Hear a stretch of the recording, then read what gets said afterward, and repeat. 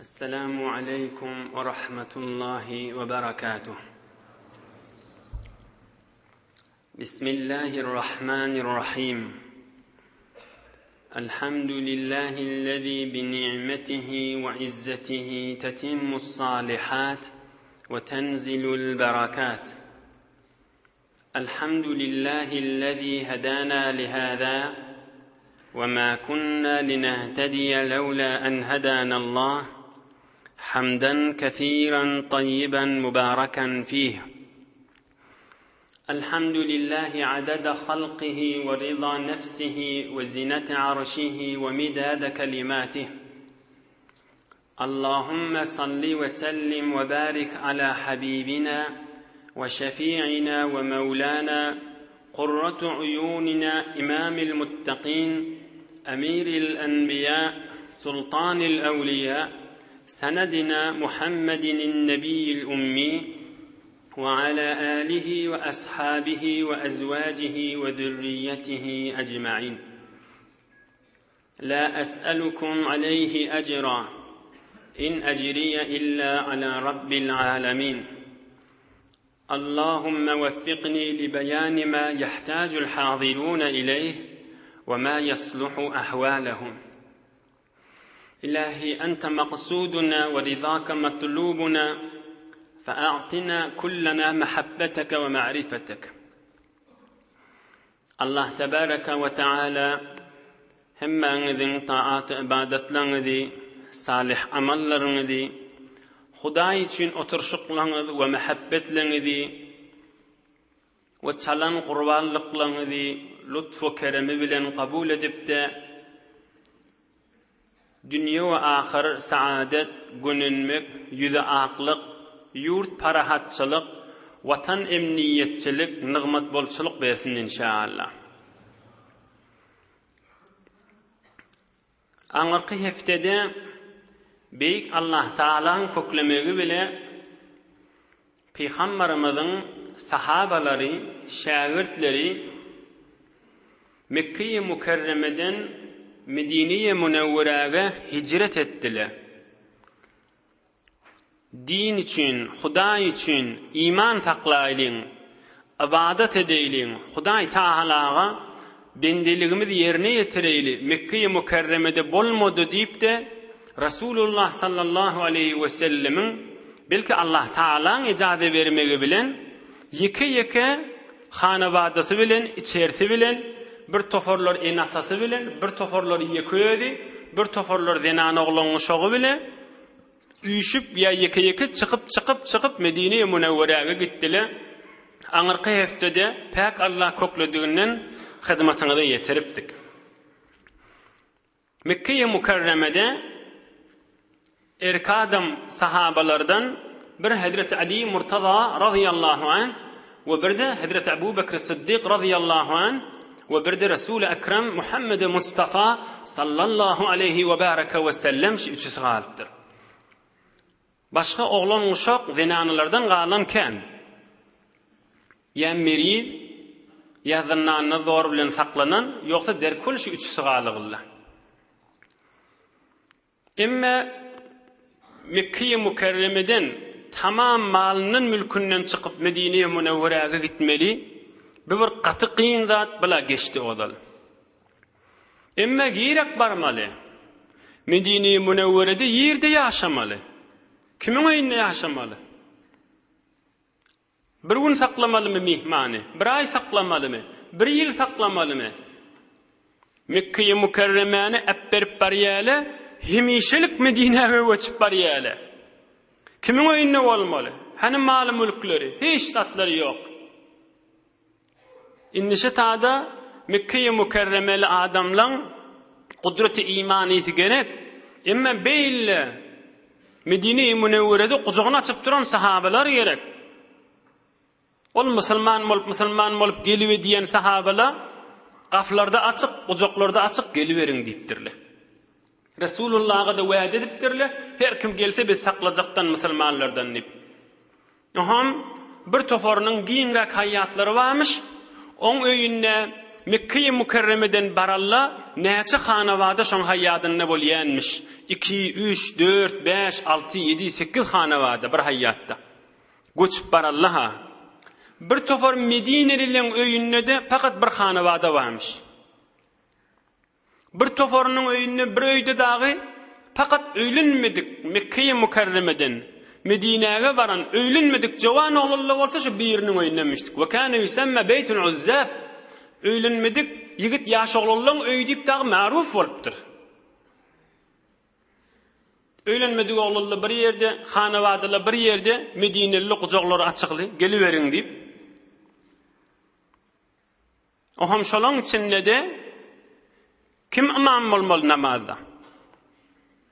Namazda Hazır Resulullah barana, Ebu Bekir Siddiq barana, emma Hazreti Umar dağı bardı. Sahabalar 80-90 nefer dağı var Mekke'de Müslüman bolallar. Hemmesi gittiler. Olan Medine'de imam bolýarlary ta Resulullah barýança 25 ýaşyň döwründäki jawan sahaba Hazreti Salim radıyallahu anh. Hazreti Salim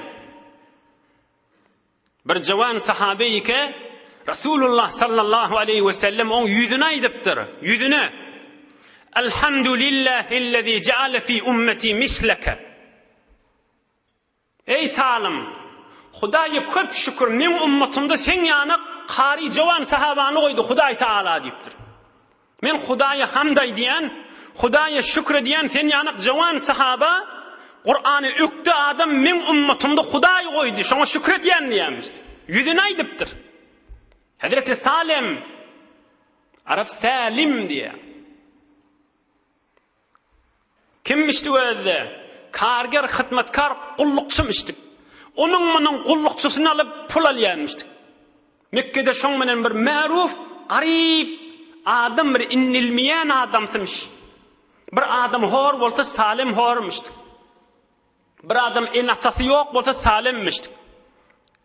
Bir adam hiç bir ehemmiyet bilinmeyen, hakir olsa Salimmiştik. Emma İslam'a girinden sonra o zatla bilen horluk ya, dayawluk yoktu. Fakat nämenen? İman ve amel salih, yani Kur'an-ı Kerim ve amel etmek bilen. Ey imanlı dogallar, ey Müslüman dogallar, ey jawan dostlar. Görün, Uluqan sahabaların arasında Salim evi geçip imam olmalı, yani Resulullah'ın canişini olup imam olup durmalı. Bir hakir oğlan, dinimizin beriyen izzetini özden. Biz de dinin izzet beriyenine izzet bereylin. O okuyuptur, özünden çüreyim okuyuptur. Doğray diyen özünden çüreyim okuyuptur. Emme onun içinde Allah'ın kelamı olsa, avcette kulağız. Eger aklına gelmese, kaptarında oyağa aydılyan görürüňiz. Okuyuptur, özünden çüreyim okuyuptur. Hak görürüň. Emme vaktiki içinde beyik Allah Taala'nın kelamı var. Şoňa hormat koy. Şon fiila. Bir küýden içinde, bir taňsygyň içinde su bolsa, biriniň içinde kum bolsa, eýnişi süýşäň içinde de kızıl, altın, kümüş bolsa, şo küýden gujaklamarsmy? Şonu gowy görmersmi? Küýden öýdi kän, emma içinde kızıl we altyn ma diýip şonu giýje günni daşyndan aýlanmarsmy? Aya bir sandygyň içinde Allah Taala'nın kelamı bolsa, Kur'an-ı Kerim bolsa, din-i İslam bolsa, mezhep, iman, akide içinde bolsa, okuyupdur, özünden çürüyüm okuyupdur da bir hormat yetmek gelişer mi? Dünyanın zadı bir küýden içinde koyularına şon fiileyez. Şu küýden daşından goňwerýäs. Hemmemiz belli zat ki, biz ol adam aydiye za'f-ı imanı vardır. Ol adam Hudaýyň dinine hormat goýasy gelýän däldir. Ta inki ähline de hormat goýan däldir. Ähline de hormat goýan däldir. Dine hormat goýan adam, din ähline de hormat goýandyr. Sahabalar ýany. Salim diýen jawan sahaba, karger sahaba. Onun munun kullukçusu bolup çörek çykaryp beren sahaba, musulman bolandan soňra öwde goýup imam edmeli. Tarihte de sebit bolmaly. Yani şu gurrun menen goýamaly bir gece. Yani öwürläp oturmaly bu gurrun füýjüdüginden, bu dersiniň källiginden. Elhamdülillah Hudaýa köp şükür. hormat goýulyal. Bizim ýurtlarymyzda da Qur'an-ı Kerim okuýana, okuýmakdan ne beter amal etmek. Amal etmek. Qur'an-ı Kerim gelipdir, okuyulmadan çürüm. Ondan beter onu amal etmeden çürüm. Qur'an-ı Kerim okuyan, amal ediyen adamı häzir de azdır, kärrä hormat goýaýlar. Qur'an-ı Kerim okuyup amal ediyen ulamalara hormat goýmak, Resulullah'a ve dine ve Qur'an-ı Kerim'in özüne hormat goýmakdyr. Ey mümin musulman dogalla. Hulasa olan aralarına Mekke-i Mukarreme'dekiler Medine bardylar. Medine-i Munewwere'de näçe odal musulmanlar ba, sahabalar da ba. Olan aralarına 25 yaşın döwründäki bir jawan sahaba Hazreti Salim radıyallahu anh imam bolýanmış. Üçüncü bilen aralarına ýaky geň görüň. Inni üýşüp barıp onuň munyň haýatyna oturdular. Namazlaryna Salim imam bolup okuýdylar. Emme bilen aralarına hele ýoglanýar. Heleýiň üstüne, onuň munyň denanasynyň üstüne, çağaň üstüne uruşmak, davalaşmak, yakalaşmak, galmagallaşmak biri de ýok. Bir gün bolmasa ikilenji gün bolmasa üçlenji gün bolmasa bir ýyl soňra Rasulullah gelýänse soňralarda eger ne zinanalary, ne erki adamlary hiç dawa bolanak diýdi. 10.000 kefine gidip dawe. Nämeden çürüm şeýle bolmaly? Ey mümin musulman dogalla. Wagti ki insan Hudaýyň men rizaýatyny tafaýyn diýse, yani imanı kamil bolsa, ihlasy bitin bolsa, türkmen näme diýär adyna? Garabagrin diýär. Garabagrin bolsa, jany bile bolsa, nämeň sünne Hudaýyň hoşlugyny tapmadan çürüm. Onu muny hoş edip onu meni güldüreyin nipdel. Men şi işi edeyin, men qaharym ýudeyin, men şi gelýärlere hytmat edeyin, ta inki Hudaý menden hoş bolsun nip, sene bilen olaňy ýatşy, turşy, iyi biçýänmişdikle Hudaýyň ady bile kömegi bile. Yatyp turýanmışdikle Hudaý Taalaň ady we kömegi bile. Mamile diýänmişdikle Hudaýyň ady we kömegi bile. We Hudaýyň hoşlugy her näme diýili Hudaý üçin diýänmişdikle aham dünyelerine Hudaýyň we Resulullahyň aşky bilen, lezzet bilen gününüp geçipdirler. Şu mahallaçyly 1400 ýyl geçipdir. Şolaň ruhlar hoş, belki kıyamataçyly, belki ebedetçyly ruhlar hoş. Yani dünýe we ahir keyf edip ýaşap geçmendirlemay. Ola şu dünýede cennetde ýaşapdyrlar ki, geleweriň mehmanlar hoş geldiňiz diýip gaflaryny açyp goýup Mekke'den gelen adamlary gujoklap, täbil alyp olara hytmat etmeli. Hiç dawa wurş, hele erkek aralaryny gürrüň bolmaly. Ey bir tasawwur etden görüň, pikiriňizde sallan görüň, nägadir ola lezzet bilen keyf edip ýaşaýanmışdyklar. Hemmesi de üýşüp gözleşip durmaly, inni Rasulullah haçan geler diýip, ýoksa şolaň aralaryna şomugy Rasulullah da ýok ahim. Ay qalmagal bolly, ay bir ýerden bir zatlaň öýüp göçüp gelipdir, gaýtan biziň zindegimizden lezzeti da ýerdiler, hoşlugy da ýerdiler, odar näjire ýatýadyk, turýadyk, iý biçýädik, bu zatlaň gürrüňleri ýok. İmanyň gürrüňi daby.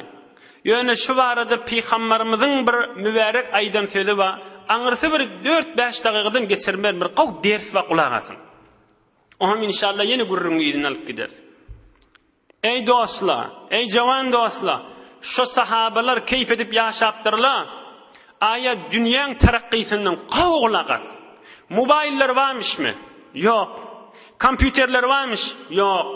Gaw maşinler barmyş? Ýok. Bir gaýym muhkem awadan jaýlar barmyş? Ýok. Awadan düşükleri barmyş? Ýok. Nähil onunla keyf edip lezzet alyp tamam aşyk bilen ýaşaýaşolar? Nähil bol ýaşy? Nähil bolýanlygyny Peýgamberimiz bir kanuny külli edipdir. Muňa amal edene utup barýa, amal etmedikde utturup barýa. Her kim gowlugy diýe, ey kebleýän. Gowlugy diýen özüňden çürim, telekeligi diýen özüňden çürim. Eşdiýänler de şeýle kebleýän de şeýle. İnne Resulullah'ın bir kanunu kulli bir aydan kefi var. Mana her kim amel eder, özünden çirim amel eder. Her kim amel etmer, yine özünden çirim amel etmer. Göreyil näme diýipdir? Peygamberimizin dürdün owadan sözüni görsene. Men kanatil ahiratu hammahu ja'alallahu ta'ala ghinahu fi qalbihi ve ja'ala lehu şemlehu ve atathu ad-dunya ve hiye râgimeh. Hadisun sahih. Her kim tamam fikri, tamam kuyu Hudaýyň razyçylygy bolsa, tamam fikri ve hiyali, men Hudaýa näme jogap berin kıyamatda diýip, tamam fikri şu bolsa, Hudaý men zamin diýipdir şol adama, ja'alallahu ta'ala ghinahu fi qalbi, şol adamyň ýüregini bay eder. Darıp, men ertin hem jogap berin. Birun näjire bolar kam? Men garyplygyny gözüniň öňüne goýmaryn diýipdir Hudaý Taala. Bir. İkilenji Hudaýyň bilen wa'desi. Her kimin harakaty tamam gymyllaýşy, tamam pikri koýy Hudaý menden razy bolsun diýip gymyllasa, jama Allahu Taala şemlehu. O taada bir mamlasy var, o taada bir bergisi var, o taada bir algysy var, öýünde bir pikri var, denanasynyň bir gurrüňi var, enatasynyň bir gurrüňi var, ogul gyýdynyň gurrüňi var. Men Hudaý zaman şu pytraň işleriniň hemmesini ýüşürip bereýin şolara diýipdir. 2. Üçüncü wa'dam diýipdir. Atathu ad-dunya we hiye râgimeh. Bir adam haýyky Hudaýyň ryzaýaty bolsa, dünýäň özü şoňa zelil bolup, hor bolup, süýrenip şol adamyň öňüne geler diýipdir. Gel meni al diýip dünýäň özü geler şeýtip diýipdir. Inne Resulullah'ın kanuny kulli goýan bernamasy şi. Kanuny kulli aýdykdan kefi. Ol sahabalar tamam gymyllaýşy bernamalary mamelet ýanmışdyklar. Hudaý hoş bolsun diýip. Ogul gyzy bilen bolýanmışdyklar. Hudaý hoş bolsun diýip. Eğer hele enata bilen bolýanmışdyk. Hudaý hoş bolsun diýip. Ondan çirim enata, ogul gyz, er heleýiň arasynda muhabbet barmış. Gelýän mihmanlyň öňüne er heley bolup guja gasyp durýanmışdyklar. Oham dünýelerini hoş bolup, ahiratlaryna da hoş bolup, dünýä we ahiratlar abat bolup geçipdirler. Emma bu dünýäň pikirde var. Özümüzi, hem saýalamyzy, dogan garyndaşlarymyzy, guda garyndaşlary hemme kişiwezek görüň. Mobil ýokmy? Maşin ýokmy? Öý ýokmy? Düşük ýokmy? Hemme zat tekmil. Doganyň arasynda muhabbet ýok. Enatan ogul gyzyň arasynda muhabbet ýok. Oýlan gelýän mihmanlary agzama. Enata bilen ogul gyzyň arasynda ýok. Ay bulary goý, erheleýiň arasynda muhabbet ýok. Erheleý gezip bäle yalandan gezip bäle. Biri-birine ananman gezip bäle. Biri-biriniň hoşlugy ýok, biri-biriniň ryzaýaty ýok. Ogul gyz da şeýle, dogan da şeýle. Näme üçin? Ýankyzat ýok. Hudaýyň hoşlugy diýip gymyllanyna, ne ana, ne erkadam, ne enata, ne ogul gyz. Men şil iş etsem Hudaý menden hoş bolar diýip ýatdy ýok. Ondan çirim tamam pytraň. Hiç bir üýşmelik ýok, bereket ýok, lezzet ýok. Dünýede de şeýle hor bolup geçmeli. Gabrda da hor bolmaly, kıyamatda da hor bolmaly. Maňa diýýärler Hudaýdan daşlygyň zillet we harisi. Bu barada da peýgamberiň sözleri var, onu okuysa men onu gurrüňden çykjak. Onu inşallah inniki fursatda.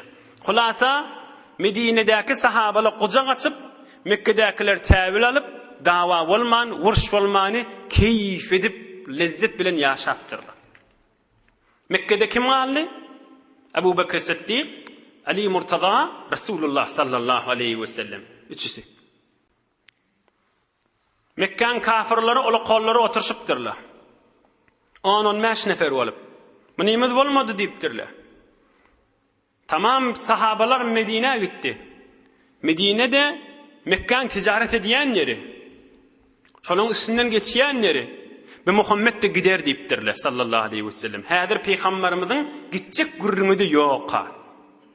Aw gulagasyn. Bir gider min öwne geçeýin diýipdirler.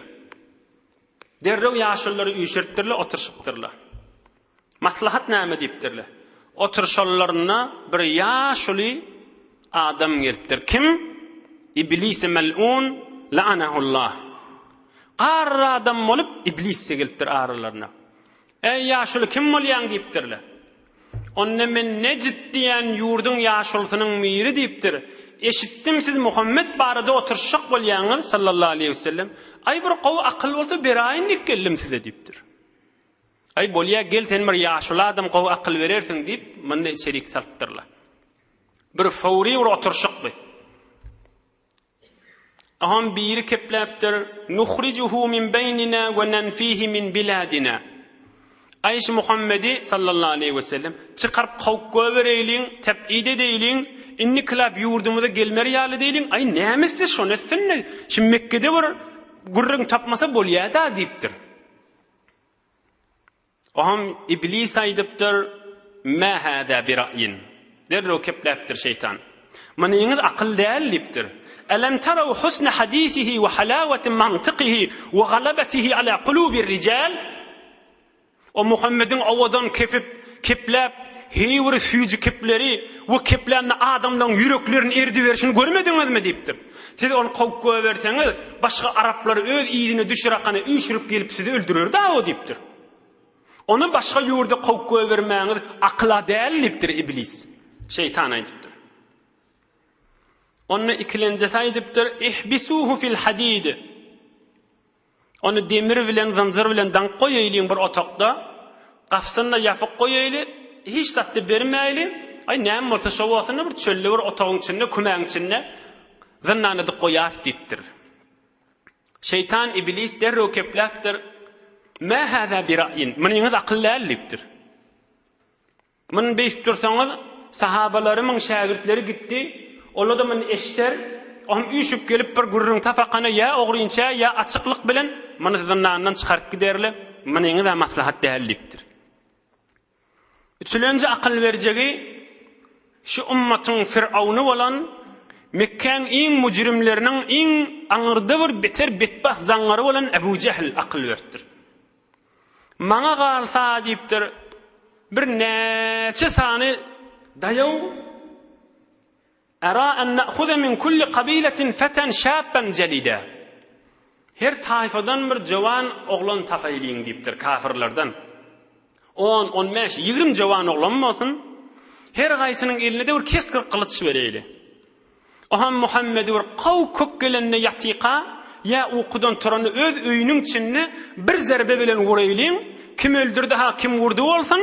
Ohan Benu Haşim bi Muhammedin taifati sallallahu aleyhi ve sellem biz min qanun aljak diýse tarafy belli bir taifa ya belli bir nefer bolmasyn min qany näçe taifaň boýunna bolar şeýsik üýşüp bir diýet berer we salam tamam bolýar diýipdir.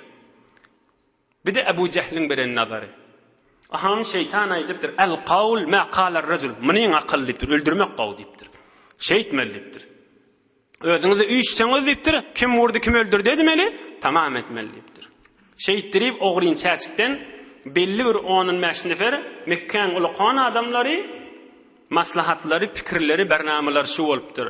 Awwelin fursatda şu akşamdan ýöretmeli bernamamyzy Muhammedde öldürmellenip basymjak çaşypdyrlar. ولما تم القرار بقتل النبي المصطفى صلى الله عليه وسلم نزل إليه جبرائيل على نبينا عليه الصلاة والسلام فأخبره بمؤامرة قريش وأن الله تعالى قد أذن له في الخروج وحدد له وقت الهجرة قائلا لا تبت هذه الليلة على فراشك التي تبيت. Cibril ferişte gelipdir, iýnipdir goýaňdan. Ey Resulullah sallallahu aleyhi ve sellem Mekkeň kafirleri oturuşdylar we bernamalarda seni öldürjekden nipdir. Oham tekmil aýdypdyr Hudaý Taala sana ejade berdi inni Mekke'yi mukarremani epberip çykyp gidivermeli Medine-i Munawwaraga gaşy. We Cibril ferişte aýdypdyr Hudaý aýdýa akşam öýüňde palan yol bilen, palan tertip bilen, palan barnamy bilen çykyp gidersiň diýip tekmiljek wagtyny aýtyp beripdir. La tabit hadihi al-laylat ala firashika allazi kunta tabitu alayh. Hemişeki yatýan çöňde de bu akşam yatmardyň diýipdir. Cibril ferişte gidipdir. Munda dogry şu gurrunun aýy Qur'an-ı Kerimde ba, olarda okuýsam men giýjak aljak wagt tamam bolup barýar. Bir qysgaçyk bir ders aýdyp oham gurrun ýerine alyp gidaýyn. Hudaý Taala bir aýdan sözü wada, bir iki dänjek ders gysgaja gaýdaryn. Aýtmasak gelişik däl. Kafirlik kime düşmançylyk edip ötýär? Hudaýyň dostuna. Hudaý Taalaň bir aýdan sözü bar. Men ada li waliyan faqad barazani bil muharaba. Ey faqad ta'arrada li ihlaki iyyah. Hadisun sahih. Hudaýyň aýdan sözü şi. Her kim men dostumyň biri bilen düşmançylyk etse, Hudaý aýdýaşyny. Her kim men dostumyň biri bilen düşmançylyk etse, men Hudaý bilen dawa etmäni orta çykan hesabyna şol adam diýipdir. Men Hudaý onu eglemäni dargadaryn diýdigi da. Bu öz dargajygynyň alamaty ýa kafirliň. Hudaýyň dostuny inni öldürelin diýip maslahat etip bäle. Hudaýyň dostu bilen düşmançylyk bolmak özüň helaketçiligi, dargamakçylygy, bibatçylygy oklamakdan başga zat däldir. Mahdum Nişan aýdýar-da, derwişe ta'neden la'na Hudaýdyr.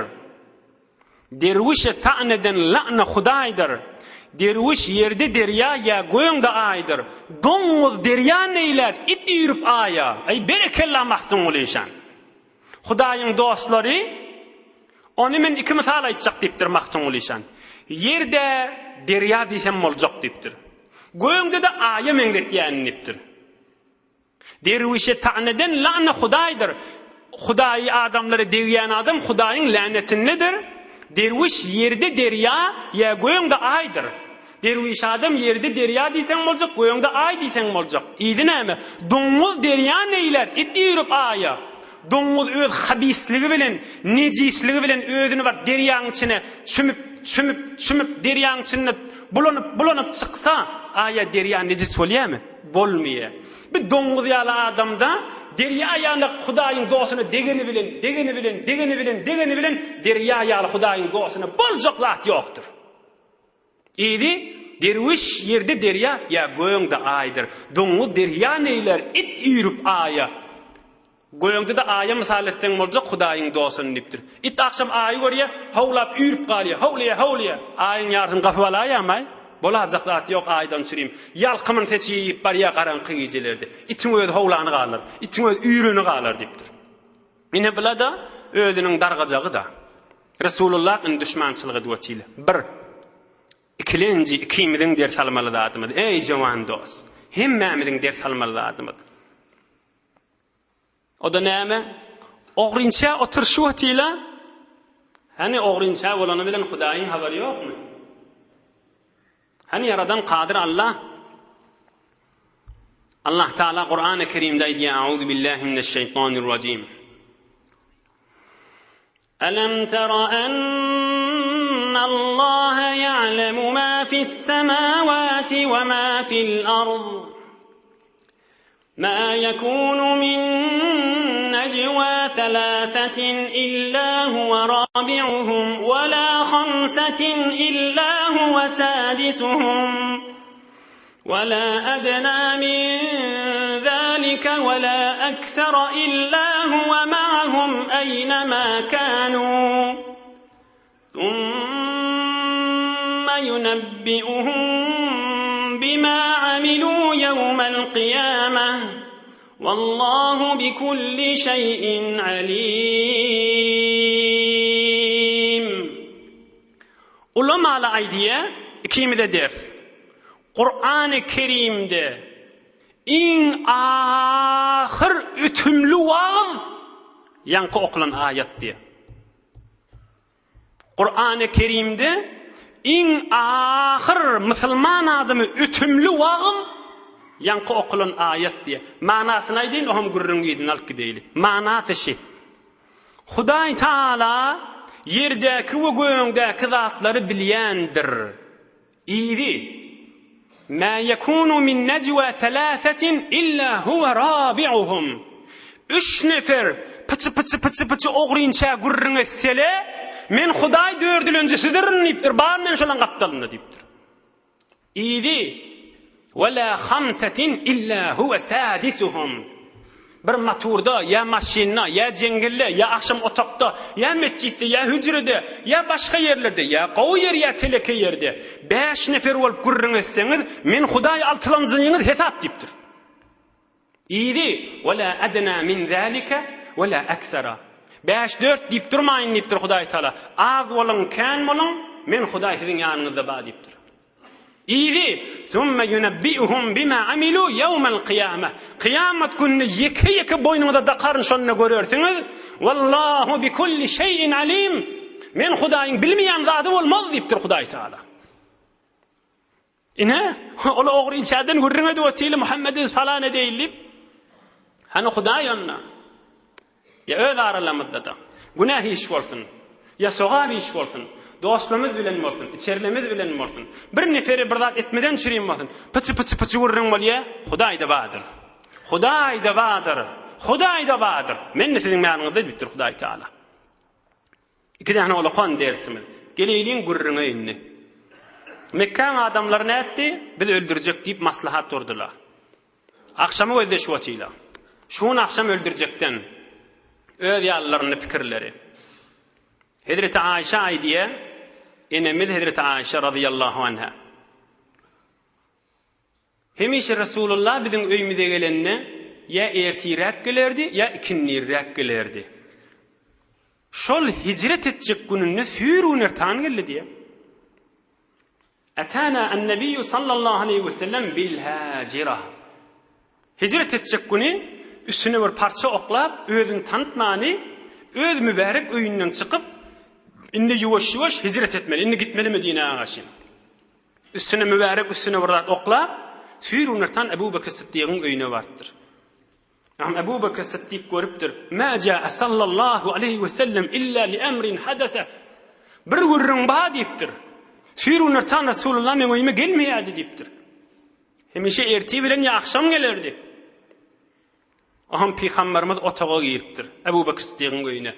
Ahric anni men indeke. Ey Ebu Bekir, otaqdaky adamlar çykar diýipdir. Bir ogry-inça gurrun aýtjak bolýar. Ahric men indeke.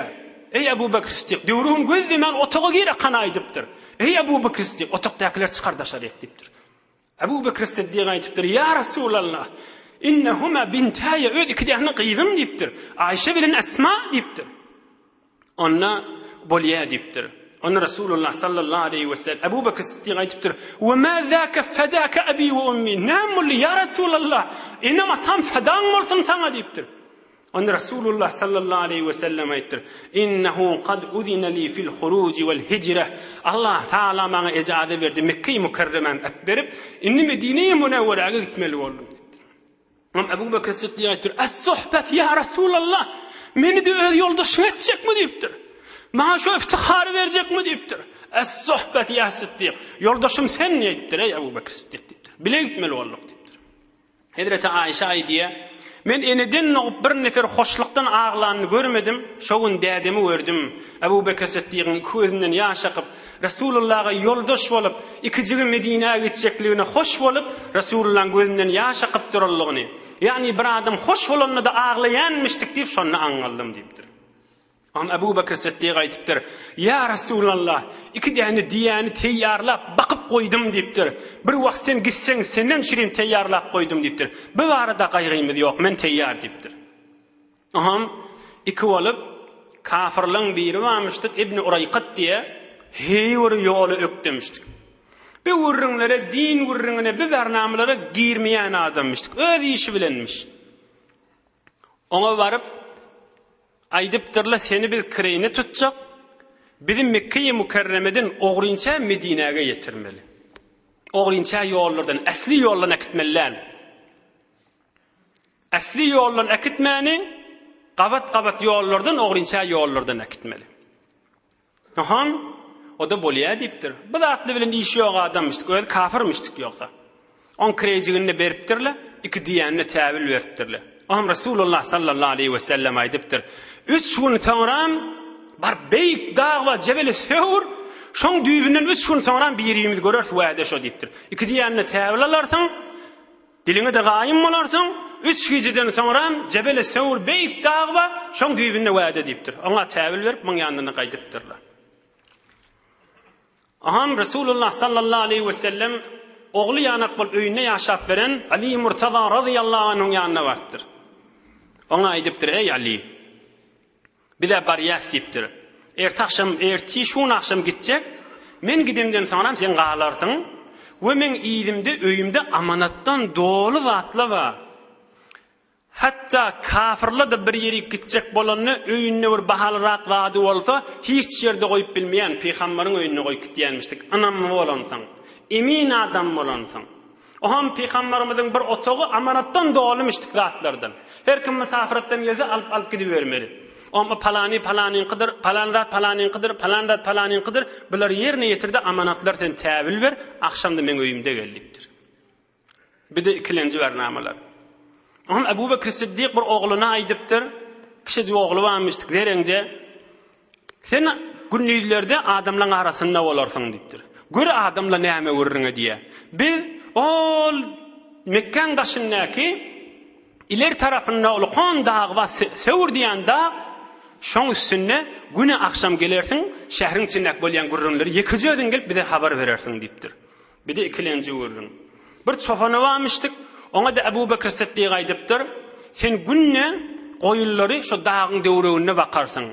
Hem men oğlum iyidimden gelip haber verenle ayağının iyidi gitsin. Ve hem biz şu tağdan gidecek bizim ayağımızın iyidi gitsin. Sen koyullar şu döwrekte bak. Akşam hale geliyakanda süydünden sağıp bir de getirirsin deyiptir. Üçüncü, Esma diyen gıydına aydıptır. Ey gıydım deyiptir. Yine yortup baryan dayo gıydı varmış. Kedret Ayşan uluqan ayarlığını. Ey gıydım deyiptir. Güne akşam dayo durursun deyiptir. Kiysan içinde qow iyi biçkiler koyarsın. Çörökten, nämeden ağzın dançık arkanı alıp çık. Haçan qaranqı düşende ımrak qaralanna diye Türkmen. Imrak qaralanna barıp dağın üstüne çıkar bir de təbil edersin. Men Resulullah bilen şu köve var yas. Beyik, uluk, daşlık, qiyın çıkması, üstüne şu dağın üstüne var yas eltersin deyiptir. Bulan tertiplerini berip Resulullah sallallahu aleyhi ve sellem öyüne gidiptir. Ebu Bekir Siddiq da öz öyünde durup ediptir.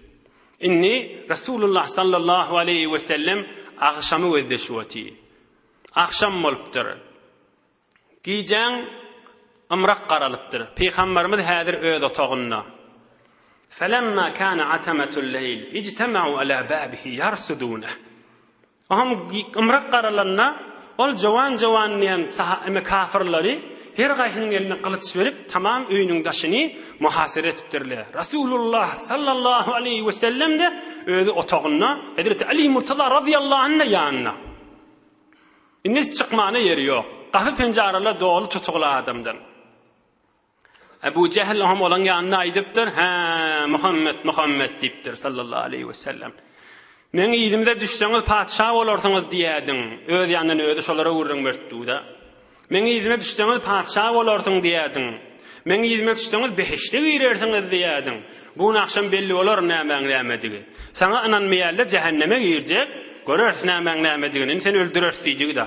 Şeýtirip Ebu Cehille aralarından aýlanyp olarda kızdyryp duranmışdyk. Orada näçe jawan oglan kafirler her gaýryň elinde keskir kılıç barmışdyk. فقال صلى الله عليه وسلم لعلي بن أبي طالب رضي الله عنه نم على فراشي وتسجل ببردي هذا الحضرمي الأخضر فنم فيه فإنه لن يخلص إليك شيء تكرهه منهم. Ey Ali deyiptir. Gelmen düşeceğime giyir deyiptir.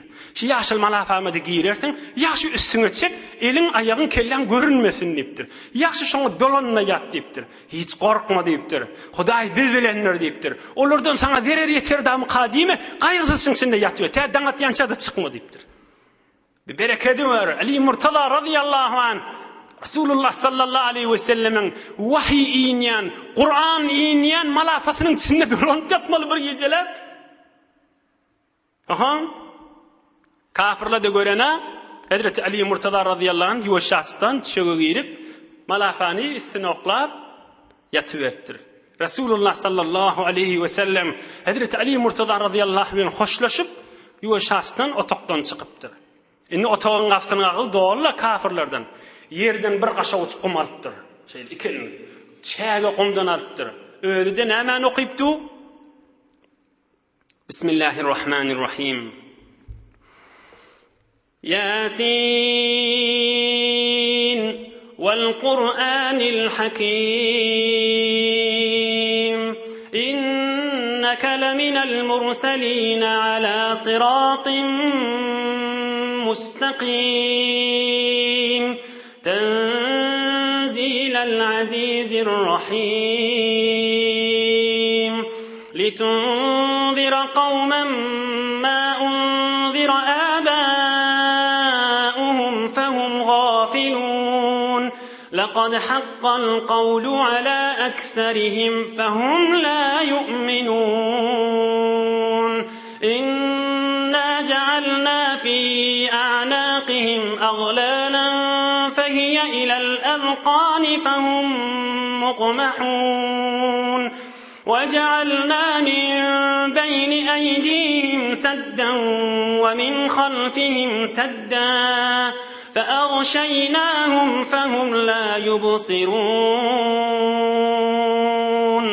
إنها ياسين شريفن أذلك آيالرني تا ينقاتلي أقيبتر وهم قشوت سلم قمالب يكي داشر داكلن كللرنو يبتر يلن قلز البتران قذ شبتران بيت بخت كافر لا قذلر أتسق إما خدايا ينقى أقيدون آيات مبارك ياسين الشريف الله كلامنا ينقى أقلنا آخر آيان ترجمة نايدين وجعلنا من بين أيديهم سدا كافر لن قذنن نممر سد قويدم ديبتر خداي تعالى ومن خلفهم سدا إذلرنن ور سد قويدم بيردو قويدم فأغشيناهم من خداي أولن قذلرن اللهم فهم لا يبصرون قرمي على ديبتر شو آيات أقيب قشوت فيلم قم alıp çağa alıp şu kafirlerin kellelerinin koyup örtürşeydi.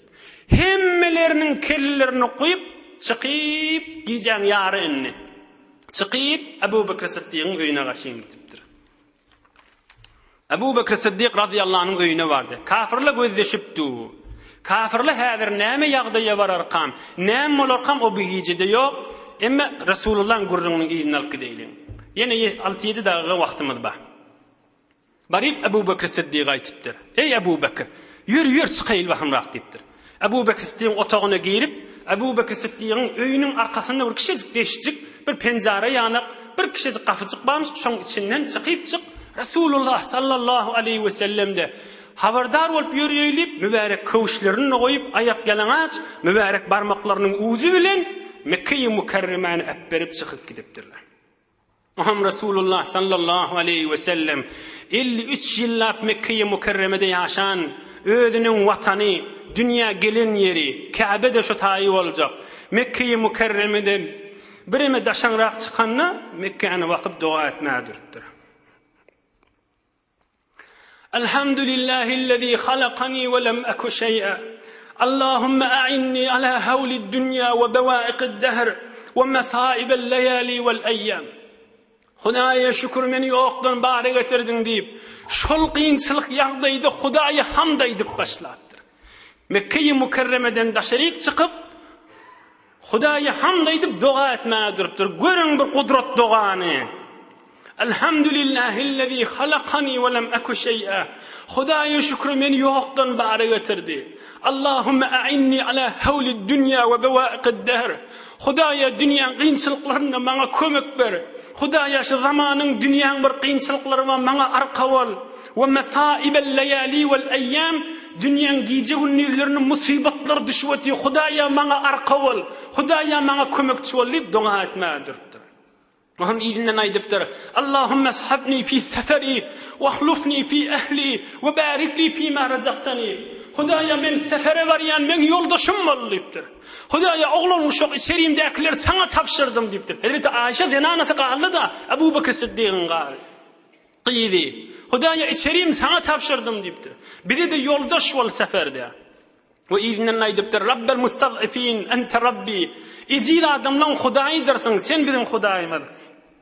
Hudaýa senden dileýän maňa gaharyň gelmese bolýa. Sen menden qaharda bolmasaň bolýa. Ahirki duasy. A'udhu bika min zawali ni'matika wa fuj'ati naqmatika wa tahawul afiyatika wa jami'i sakhatika. Hudaýa Hudaýwanda panah sana, sığınýan sana menden nığmatyny ayırma. O Hudaýa sığınýan saňa birdenli men üstüme sen azabyň düşamasyn. O Hudaýa panah saňa menden afiyet, saglyk ayırma. O Hudaýa senden dileýän her nowy menden qaharda bolma ya Hudaýa dipdir. Ahirinde da aýdypdyr: "Wala hawla wala quwwata illa bik."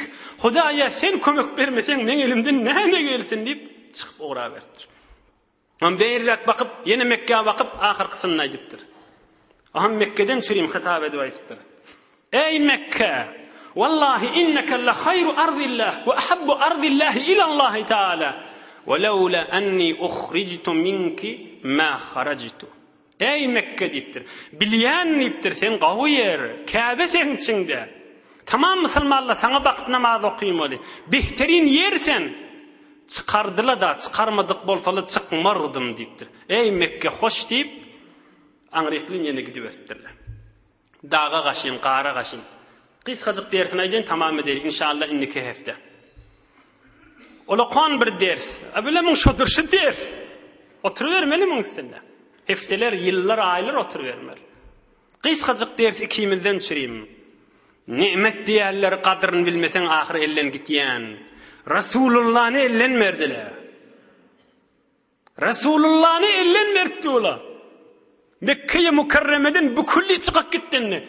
Hatta sonran bir vakt Resulullah Mekke'ye gelin ne var inşallah gurrunu beyik Allah Teala köklete gelir. Sonran bir vakt Mekke'ye gelin ne? Şotada sefer namazı okuyuptur. Men misafir bir taymen yurdum diye deyiptir. Men yurdum Medine-i Münevvere deyiptir.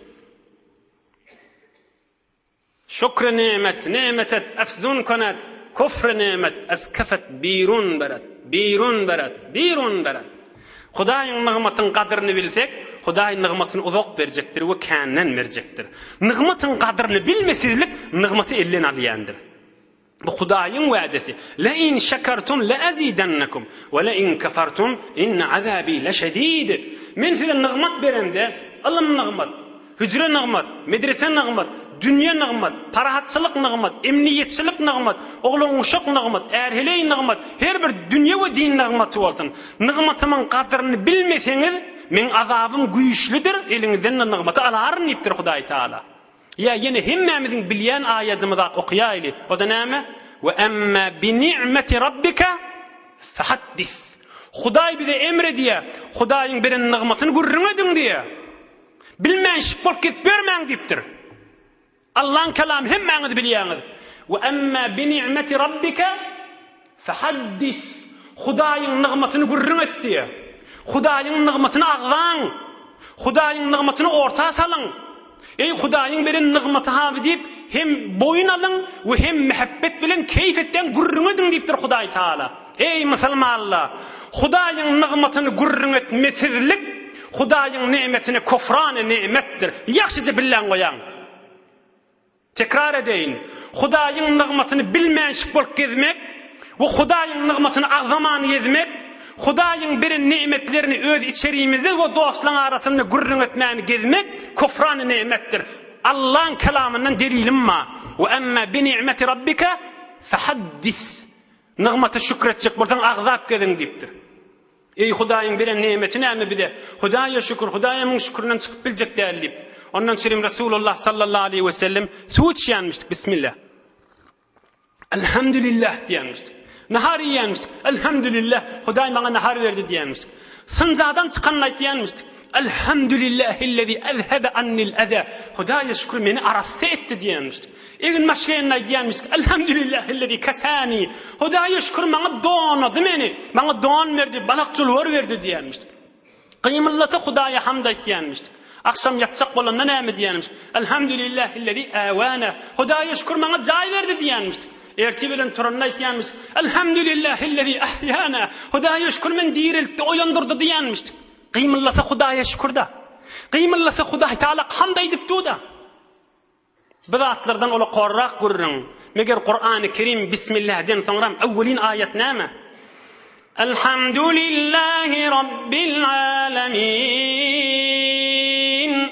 Awwelin Allah'ın kelamı. 'Rabbul alamin' bolan Hudaýa hamd bolsun diýip başlamaýarmy? 'Rabbul alamin' bolan Hudaýa hamd bolsun diýip başlamaýarmy? 'Rabbul alamin' bolan Hudaýa hamd bolsun diýip başlamaýarmy? 'Rabbul alamin' bolan Hudaýa hamd bolsun diýip başlamaýarmy? şükür nimet nigmatın arttırmagına ve nigmatın devamına ve Hudaýdan da sogaby ýetirýändir. Emma kufran nimet ay bilmänşik bolup gel. Näme aýby dagy diýip ya öz ýagyndan bilmänşik bolup gelsek Hudaý saklasyn, Hudaý aýdypdyr. Nigmata alaryn eliňizden azabym da güýçlidir diýipdir. İnşallah inniki hefte beyk Allah köklediğinden Resulullah Ebu Bekir Siddiq qarın içinde, kıvığın içinde olacaklar ve näme ýagdaýlar başlarına geçecek beyk Allah köklediğinden hizmetine de yetirerdi inşallah.